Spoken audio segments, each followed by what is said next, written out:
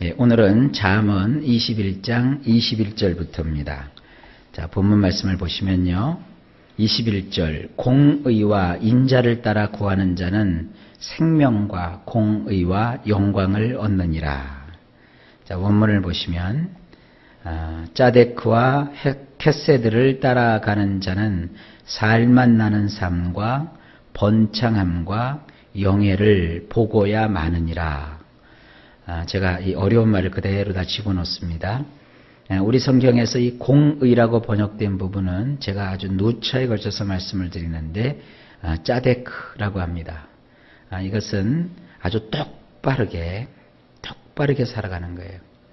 흐트러트림 없이 똑바르게. 이 똑바르게 산다 그래갖고 이건 뭐 구부러지지 않는다 그런 뜻이기보다는 할 도리를 하는 거예요. 예를 들어서 목사는 목사의 역할을 하면 되고요. 또 성도들은 성도의 역할을 하면 되는 거예요. 자기가 가야 될 길이 있잖아요. 그 길을 잘 내가 하나님의 뜻에 따라서 가는 자. 이것이 바로 공의로운 자이고 또 가야 될 그 길이 바로 공의로운 길이에요. 공의라는 말보다는 그냥 익숙해져서 그런지 그냥 짜데크라고 하는 게 더 좋더라고요.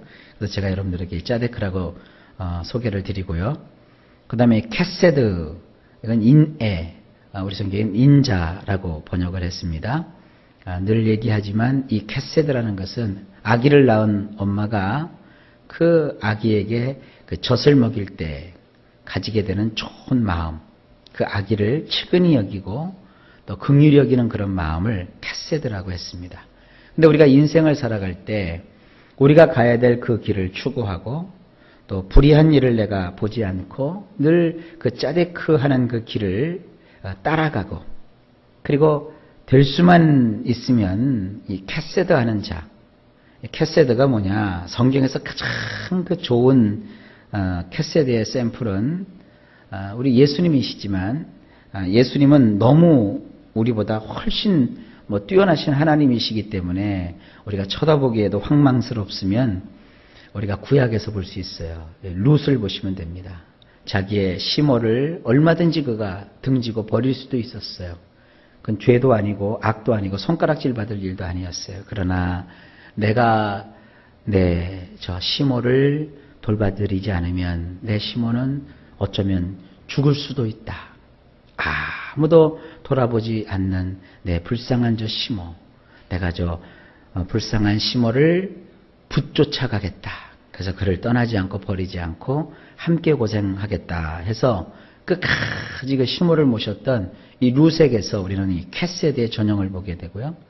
또 한 가지는 그와 같은 그 룻을 예쁘게 보고 불쌍히 여기고 긍휼을 베풀어서 그에게 실질적으로 먹을 것과 입을 것과 살 것과 또 평생을 보장해 줬던 그 보아스, 이런 그 사람들에게서 우리가 느낄 수 있고 배울 수 있는 것이 바로 켓세드입니다.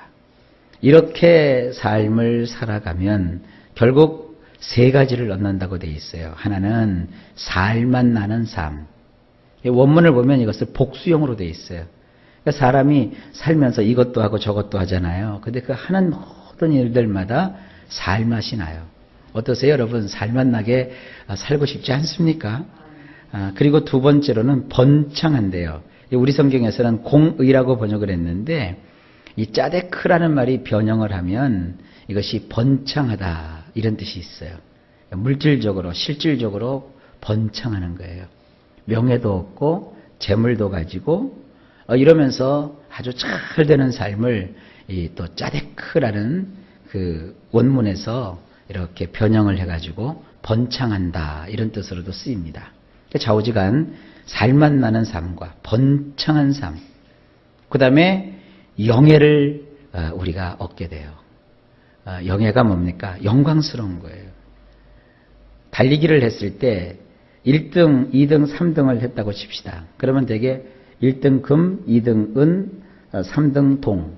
그러나 기자가 인터뷰할 때 이 영광을 누구에게 돌리겠습니까? 혹은 소감이 어떻습니까? 이 영광을 하나님께 돌립니다. 이렇게 말할 수 있는 자는 1등한 사람, 금메달 딴 사람만 그런 얘기할 수 있는 거예요. 이처럼 영예라고 하는 것은 최고의 자리에 오른 사람만이 할 수 있는 그런 얘기입니다. 바로 그렇게 하나님이 해주시겠다는 겁니다. 기억하십시오. 짜데크와 캇세드를 따라가는 그런 삶을 살아가면 살맛 나는 삶, 번창한 삶, 또 영예를 보고야 맙니다. 그러니까 요 세 가지를 위해서 우리가 꼭 그렇게 사는 건 아니지만 항상 우리가 추구해야 될 삶은 뭐냐? 짜데크, 길이 아니면 가지 마세요. 도리를 다 하시고 그 다음에 우리가 인애를 베푸는 것을 잊지 마십시오. 자, 그 다음 구절입니다. 22절. 지혜로운 자는 용사의 성에 올라가서 그 성이 의지하는 방벽을 허느니라. 저는 원문을 보면서 조금 다르게 표현을 했습니다. 원문은 이렇습니다. 힘센 자가 지키는 성일지라도 지혜로운 자가 올라가면 탄탄할 것이라고 여기던 그 견고함조차 허물어져 버리고 마느니라. 이 지혜의 힘이 이 무력보다 강하다는 거예요. 여기서 이제 나온 속담이 있죠. 칼보다 펜이 더 강하다. 그러니까 사람이 힘센 무슨 돌쇠는 힘은 세지만 종입니다. 종. 그러나 그 돌쇠를 부리는 건 누구냐 하면 그 집에 가장 쬐끄만 그 도령이 이 돌쇠를 부리는 거예요. 돌쇠라 뭐 좀 해라. 그러면 돌쇠는 자다가도 펄떡 일어나요. 그러니까 힘을 가지는 것도 중요하지만 지혜로운 것이 더 중요한 것입니다. 이런 의미로 생각하시고 그 다음 구절로 넘어가 봅시다. 23절. 입과 혀를 지키는 자는 자기의 영혼을 환난에서 보전하느니라. 원문은 이렇습니다. 입과 혀를 목숨 걸고 사수하는 자는 그 네페시를 온갖 걱정거리에서 철두철미하게 지키게 되느니라. 자, 이제 우리 성경으로 보면 지킨다, 보존한다. 원문으로 보면은 목숨 걸고 사수한다, 철두철미하게 지킨다. 이게 이제 같은 단어인데 샤마르라는 단어입니다. 제가 오래전에 설명을 드렸죠. 경호한다. 경호원이 그 대통령을 경호하는데 자기의 목숨보다 대통령의 목숨을 더 소중히 여겨야 대통령을 정말 철두철미하게 경호할 수 있는 것처럼 우리가 이렇게 삶 속에서 목숨 걸고 철저하게 사수해야 될 그와 같은 것이 있는데 그게 뭐냐? 우리의 입과 혀예요. 여러분 입과 혀를 지키세요. 어느 정도로 지켜야 되느냐 하면 경호원이 경호하듯이 목숨 걸고 입과 혀를 지키세요. 그저 함부로 말하고 함부로 혀를 놀리고 그러면 안 됩니다. 왜냐하면 그렇게 되면 걱정거리가 끊일 날이 없어요. 아이고 내가 왜 그 말을 왜 했지? 아유 내가 왜 그 말을 했지? 사람이요 이 말 한마디 갖고 이 운명이 다 바뀌는 경우가 있어요. 말이 그렇게 중요한 것입니다. 그래서 성경은 말합니다. 입과 혀를 목숨 걸고 사수하는 자는 그 네페시를 온갖 걱정거리에서 철두철미하게 지키게 되느니라. 입과 혀 여러분들 하나님 앞에 의지하셔서 지키십시오. 자, 그 다음 구절. 무례하고 교만한 자를 이름하여 망령된 자라 하나니 이는 넘치는 교만으로 행함이니라. 이것도 원문으로 보면 뜻이 조금 다릅니다. 자, 보실까요? 먼저 거드럭거리는 자.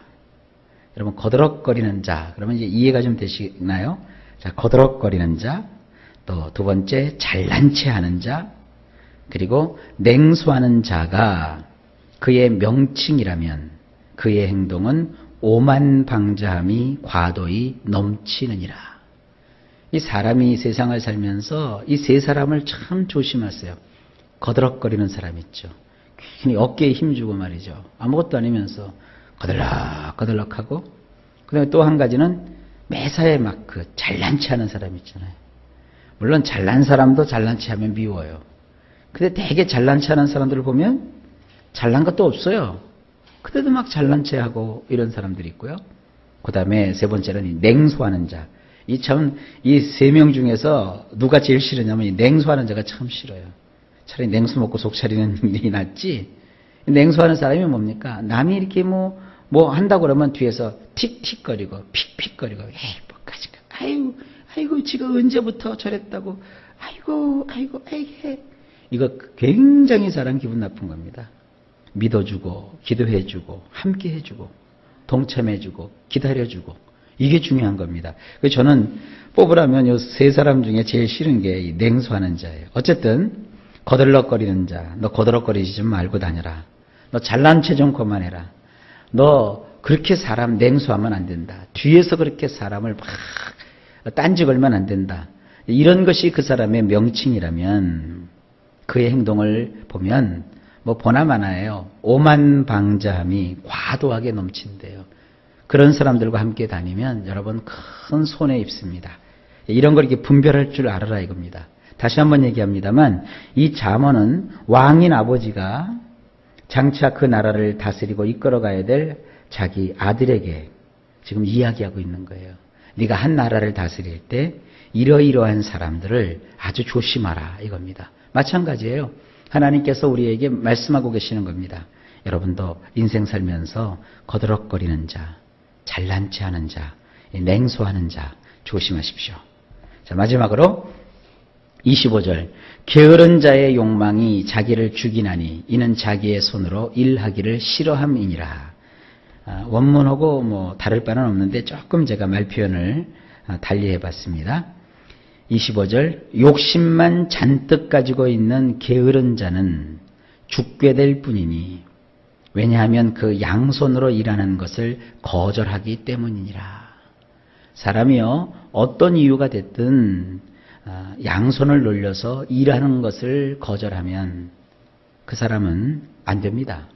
사람은 자기의 일을 해야 돼요. 일이 없으면 만들어서라도 해야 돼요.